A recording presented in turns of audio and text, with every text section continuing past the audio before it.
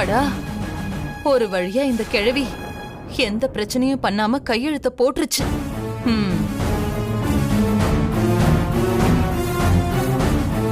Sivakami madam, அப்படியே நீங்களும் உங்க பொண்ணு சைன் பண்ணிட்டீங்கன்னா கோர்ட்ல சப்மிட் பண்ணி ரெஜிஸ்டர் பண்றதுக்கு ஏற்பாடு பண்ணிடுவேன். சரிங்க சார், நான் இப்பவே பண்ணிடுறேன்.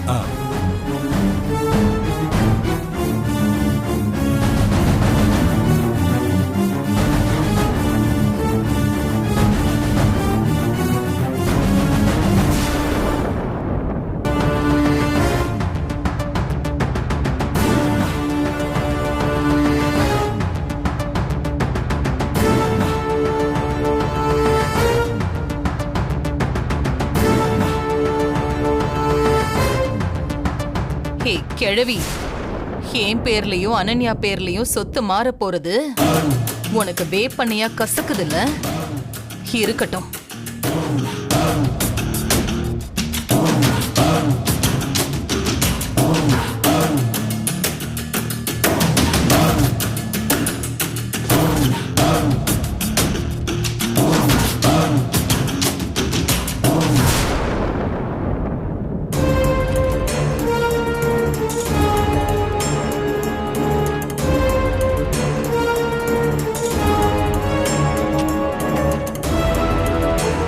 மேடம், உங்க பொண்ணையும் சைன் பண்ண சொல்லுங்க மேடம். ஒரு நிமிஷம். அனன்யா, அனன்யா எங்க போயிட்டா? அனன்யா, ஏ வசந்தா. அம்மா, அனன்யா எங்க இருக்கா? மேல இருந்தா கூப்பிடு. அவங்க அப்பவே வெளியே கிளம்பி போயிட்டாங்கம்மா. வெளியில கிளம்பி போயிட்டாளா? சார், அனன்யா வந்துருவா. நான் அப்புறம் சைன் வாங்கி தரட்டுமா? சரி, ஓகே மேடம். ஒன்னும் ப்ராப்ளம் இல்ல. கோர்ட் டைம் முடியறதுக்கு இன்னும் டைம் இருக்கு. நீங்க அவங்க வந்ததும் சைன் வாங்கிட்டு எனக்கு கால் பண்ணுங்க. என்னோட அசிஸ்டன்ட் அனுப்பி நான் கலெக்ட் பண்ணிக்கிறேன். சரிங்க சார். Okay madam. ரொம்ப தேங்க்ஸ் மேடம். நான் யாருக்கும் சாதகமாவோ இல்ல பாதகமாவோ நடந்துக்கல. என் வேலை என்னவோ அதைத்தான் நான் செய்யறேன். இதுல சைன் வாங்கிட்டு எனக்கு கால் பண்ணுங்க. நான் வரேன் மேடம்.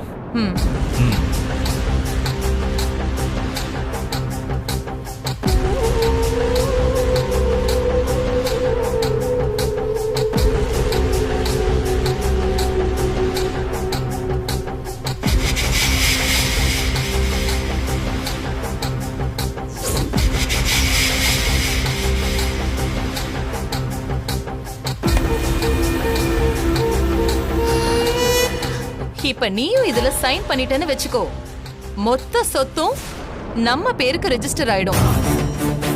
அதுக்கப்புறம் பத்மா என்கிட்ட கேட்ட மாதிரி நானும் அனன்யா பேருக்கு மொத்த சொத்தும் வந்துருச்சு. இதுக்கப்புறம் விஸ்வாவுக்கும் அனன்யாவுக்கும் மேரேஜ் பண்ணி வைக்கிறதுக்கு சம்மதமானு கேப்பேன். அதுக்கு பத்மா என்ன சொல்லுவாங்க? சொத்து வந்துருச்சுன்னா எனக்கு சம்மதம்னு சொல்ல போறாங்க. மா, நீ நிஜமா தானமா இதெல்லாம் சொல்ற?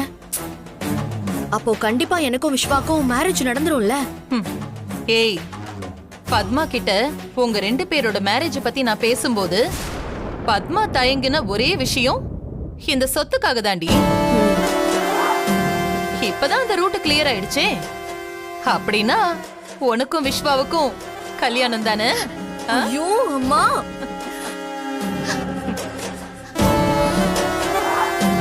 என்ன சொத்தெல்லாம் நமக்கு வரப்போகுது.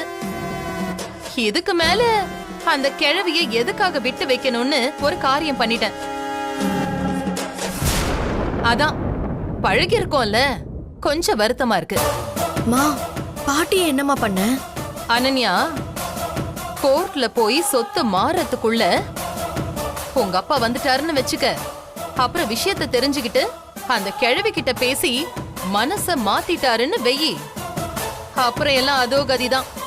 அதனால அந்த கிழவி இருந்தா தானே இதெல்லாம் நடக்கும். அதான் அத போட்டு தள்ளிட்டோன்னு வச்சுக்கோ. அதுக்கப்புறம் உங்க அப்பாவும் அம்மா போன சோகத்துல உடைஞ்சு போய் அதையே நினைச்சு ஒரு மூலையில உக்காந்துருவாரு. அதுக்கப்புறம் சாவு சடங்கு எல்லாமே முடிஞ்சு உங்க அப்பா அந்த கிழவி செத்ததுக்கு மனசை தேத்திக்கிட்டு வரதுக்குள்ள சொத்து விஷயம்லாம் அவருக்கு தெரியாமயே முடிஞ்சிட போகுது. அதுக்கப்புறம் அவர் விஷயம் தெரிஞ்சு கேட்டா கூட அத்தை செத்த சோகத்துல சொல்ல மறந்துட்டேன். கடைசியா அவங்க சாக போறது தெரிஞ்சுதான் அந்த டாக்குமெண்ட்ல சைன் பண்ணி மொத்த சொத்தையும் என் பேருக்கும் அனன்யா பேருக்கும் மாத்தி கொடுத்துட்டு போயிட்டாங்கன்னு அழுது நடிச்சு நம்ப வச்சிருவேன். அப்புறம் என்ன, உங்க அப்பா தலைகீழா நின்னு தண்ணி குடிச்சாலும் நம்ம பேர்ல இருக்கிற சொத்தை வேற யார் பேருக்கும் அவரால மாத்தவே முடியாது.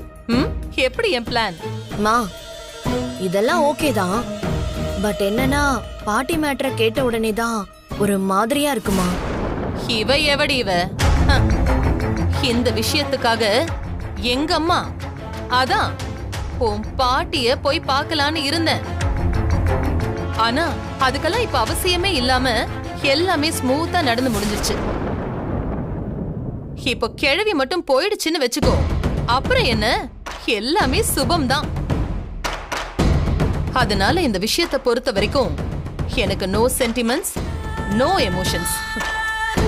சரி, நீ இதுல சைன் பண்ணு. இந்தா, அந்த வக்கீலோட அசிஸ்டன்ட் வந்துட போறாரு.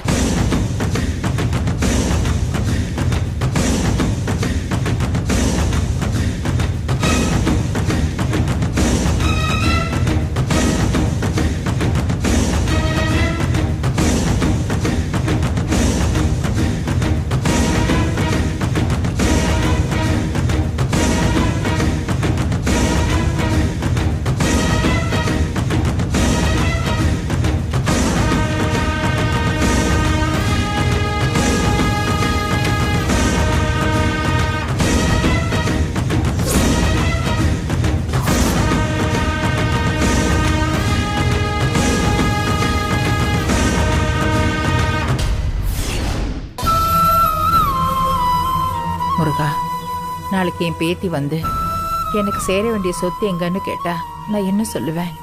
தர்ம சங்கடமான நிலைமைக்கு கொண்டு வந்துட்டியே. இத்தனை வருஷம் நீ எங்களுக்கு கொடுத்த தண்டனை போதும்.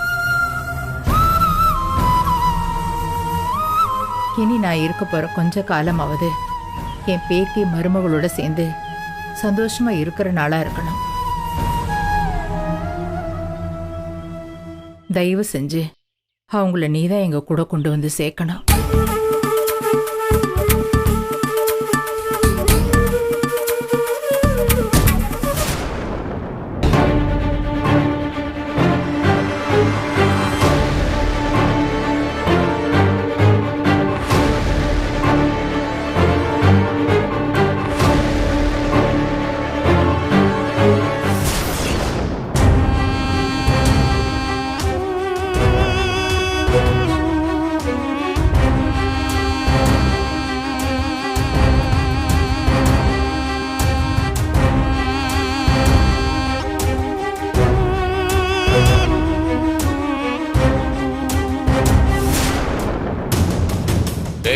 அந்த பொம்பளை வருது, நீ இங்கே இரு, நான் போய் கதையை முடிச்சுட்டு வந்துடுறேன்.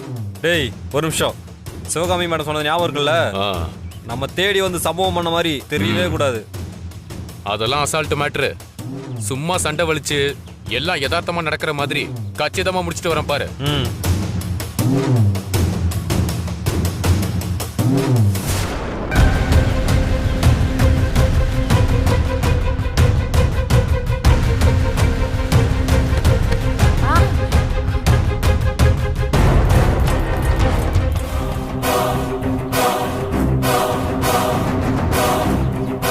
ஏன்பா, நேருக்கு நேரா வர்றது கூட தெரியல, இப்படி வந்து மோதுற? என்னது, நீ பார்க்காம வந்துட்டு என்ன சொல்றியா? உன் கண்ணனை புரடிலையா வச்சிருக்க? நீ பார்த்து வர வேண்டியதானே? ஓ, நல்ல கடையா பார்த்து கண்ணாடியை மாத்து ஃபர்ஸ்ட். ஏய், என்ன வேணும்னே வந்து இடிச்சிட்டு மரியாதை இல்லாம பேசுற? ஆமா, இவங்க வயசு பொண்ணு, இவங்க மேல வேணும்னே வந்து இடிக்கிறோம். ஏய் கிளவி, ராங்கா வந்து இடிச்சது நீதான். வந்தமா, சாமி கும்பிட்டமா, பொங்கல் வாங்கி தின்னமான்னு இருக்கணும். புரியுதா? என்னப்பா வயசு வித்தியாசம் பார்க்காம இப்படி பேசிட்டு இருக்க? ஏய், அறுத்து போட்டுருவேன். பெருசுன்னு கூட பார்க்க மாட்டேன், பலார்னு 2 வச்சிருவேன்.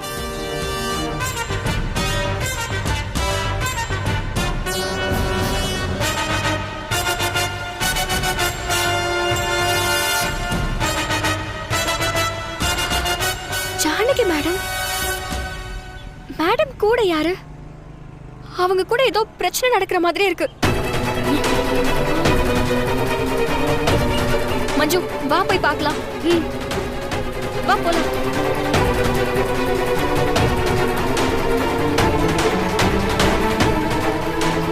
என்னடா கிழவிங்கிற?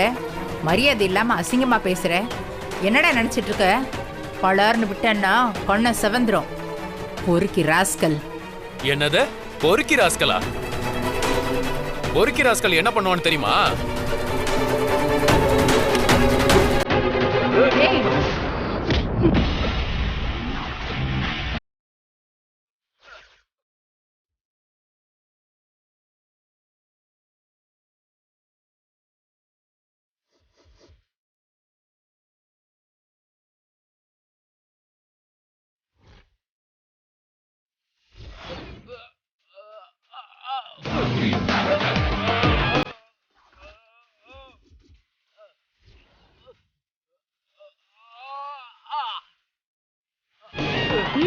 போடு.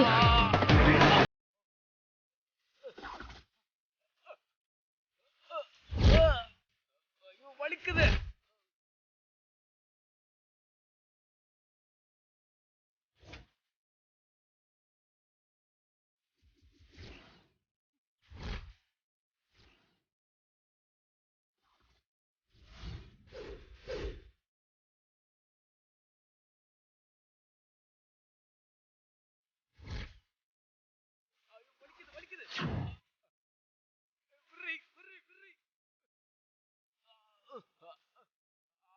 ஏண்டா, என்ன தேங்காவை ஓங்குற?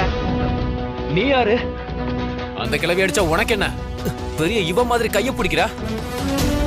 என்னோட பேரு அன்பரசி. இவங்களோட பேத்தி. இவங்க என்னோட பாட்டி. இன்னும் வேற என்ன தெரியணும் உனக்கு? அன்பரசி, பாட்டி, நீங்க கொஞ்சம் தள்ளி இருங்க. இவனை நான் பாத்துக்கிறேன். வேணும்னே வந்தது இடிச்சதும் இல்லாம அசிங்கமா வேற பேசுறாமா. கேட்டதுக்கு இப்படி எல்லாம் பண்றா. என்னடா ஆம்பளைங்கிற திமிரா? ஓங்கி ஒரு அரை மட்டும் விட்டன வெயி 16 பல்லும் எகிரிடும். ஜாக்கிரதை. ஏன் கண்ணு முன்னாடியே ஏன் பாட்டி அடிக்க வரியா? உன்னெல்லாம் இப்படியே விட்டா சரிப்பட்டு வர மாட்ட. ஏய் விடுறி.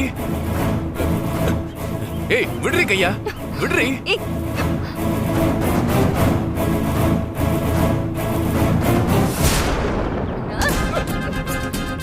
அடி, நல்லா போடு. கை ஓங்குவியா?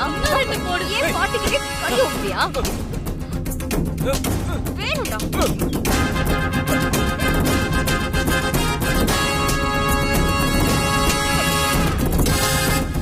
இனி பிரச்சனை பண்ணுவ? பண்ணுவியா? போடுமா போடுமா, நல்லா போடுமா. சொல்றா. கோயிலுக்கு வந்த இடத்துல நல்லா போடுமா. இந்த மாதிரி பயலெல்லாம் 4 போட்டாதாம்மா அடங்குவானுவான். நல்லா போடுமா. பேசுவியா? பேசுவியா? பெரியவங்கள மரியாதை இல்லாம பேசுவியா? சொல்லு. பேசுவியா? அடி அன்பு. இன்னும் நல்லா போடு. இதுதான் எனக்கு புத்தி வரும்.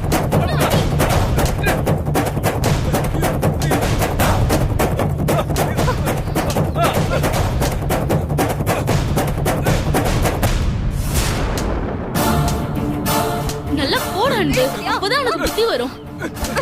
இதெல்லாம் தேவைதா? டேய் வாடா வாடா வாடா வாடா. எந்திரா எந்திரா. ஓடிடு. டேய், உன்னை இனிமே எங்கயாவது பாக்குற இடத்துல தூக்கி போட்டு மிதிப்பேன். மேடம், உங்களுக்கு எதுவும் அடிப்படல? எனக்கு ஒண்ணும் இல்லம்மா. அதான் நீ வந்துட்டியே. இப்பதான் என் பேத்திய கண்ணில் காட்டுன்னு வேண்டிட்டு வந்தேன். அடுத்த நிமிஷமே நீ வந்து அவனை பின்னி எடுத்துட்ட. சரி, இப்பதான் நீ ஊர்ல இருந்து வரியா? ஆமா மேடம், இப்பதான் நாங்க ஊர்ல இருந்தே வந்தோம். அவங்கிட்ட நான் இவங்க பேத்தி, இவங்க என் பாட்டின்னு சொன்னேன். இப்ப மட்டும் என்ன மேடமா? சரி, பாட்டி போதுமா? ம் சரி வா வீட்டுக்கு போலாம். பாட்டி நீங்க வீட்டுக்கு போங்க, நான் ஹாஸ்டலுக்கு போயிட்டு அதுக்கப்புறம் உங்களை வந்து பாக்குறேன். ஆ, அப்புறம் என்ன அப்புறம்? நீ தானே சொன்ன ஊருக்கு போயிட்டு வந்து உங்க கூடவே இருக்கேன்னு. இப்பதான் நீ போயிட்டு வந்துட்டியே, வா போலாம். மஞ்சு நீயும் வா. சரிங்க மேடம். வாங்க.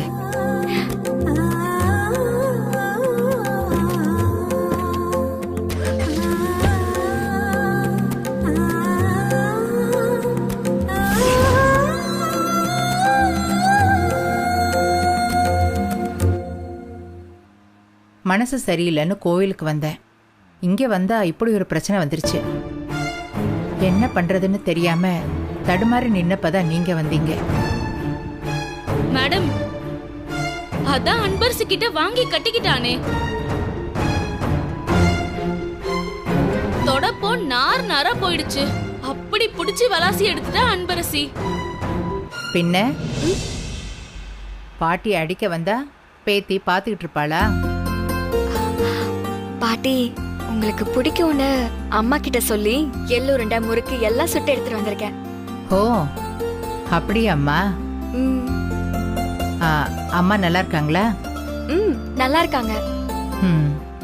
அப்புறம் சொல்ல மறந்துட்டேன், நம்ம சந்திரசேகர் சார் ஊருக்கு வந்திருந்தாரு. சந்திரா அங்கேயா வந்தா? ஆமா பாட்டி, அவர் இன்னும் வீட்டுக்கு வரலையா? நேத்து நைட்டே கிளம்பி வந்தாரு. கிளம்பிட்டானா? இன்னும் வீட்டுக்கு வரலையே. ஃபோன் பண்ணா கூட சுவிட்ச் ஆஃப்னு வருது. அப்படியா? ஒருவேளை வர வழியில யாரையாவது பார்த்துட்டு வர போயிருப்பாங்க. வந்துருவாங்க பாட்டி.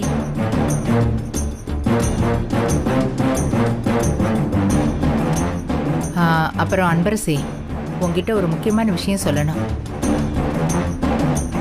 என்ன பாட்டி சொல்லுங்க. நானே நேர்ல போய் பத்மா கிட்ட உனக்கும் விஸ்வாவுக்குமான கல்யாண விஷயத்த பேசிட்டு வந்திருக்கேன். அது நான் உங்ககிட்ட ஏற்கனவே சொல்லியிருக்கேன். எனக்கு என்னைக்குமே படிப்பும் கேமும் தான் முக்கியம்னு. நான் கோல்டு மெடலோட டிகிரியை கம்ப்ளீட் பண்ணணும். எப்படியாவது நேஷனல் கேம்ஸ்ல கலந்துக்கிட்டு அதுலயும் கோல்டு மெடலை அடிக்கணும். அதுதான் என்னோட மொத்த ஆசையும். அதை விட்டுட்டு எனக்கு இப்ப இதெல்லாம் யோசிக்க கூட முடியாது. அதெல்லாம் ஒரு பக்கம், நீ சொன்ன மாதிரியே நல்லபடியா நடக்கும் அன்பரசி. ஆனா உனக்கான வாழ்க்கைன்னு ஒண்ணு இருக்குல்ல, அத பார்க்க வேண்டாம்? அது ஏன் அன்பரசி வேண்டான்னு சொல்ற?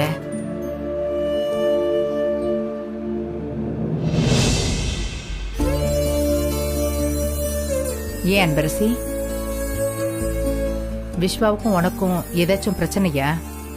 அதெல்லாம் ஒண்ணு இல்ல பாட்டி. நான் இப்ப அதை பத்திலாம் யோசிக்கிறது இல்ல. அன்பரசி ஊர்ல நடந்த விஷயத்தெல்லாம் மேடத்துக்கிட்ட மறைக்கிறா. சரி, வீடு வரப்போகுது, மத்ததெல்லாம் வீட்டுல போய் பேசிக்கலாம். சரிங்க பாட்டி.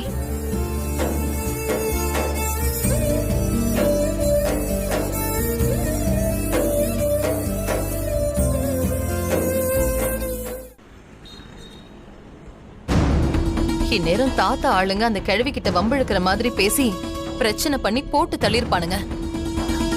அந்த குட் நியூஸ் வரதுக்குள்ள இந்த டாக்குமெண்ட்ட வக்கீலோட அசிஸ்டன்ட் கிட்ட கொடுத்து விடலான்னு பார்த்தா அவரை வேற இன்னும் ஆளையே காணும். என்ன பண்றது? அந்த கிழவி செத்ததுக்கு அப்புறம் தான் எல்லா நல்ல விஷயமும் நடக்கும் போல. சரி வா கீழே போலாம். வா.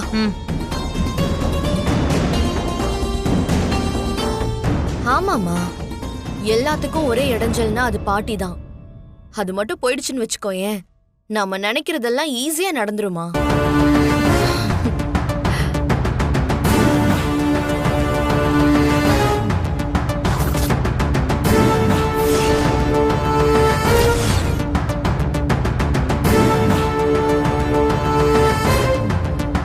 ஏய் என்னடி இது கிழவி பொணமா வரும்னு பார்த்தா இப்படி முழுசா வந்து நிக்குது.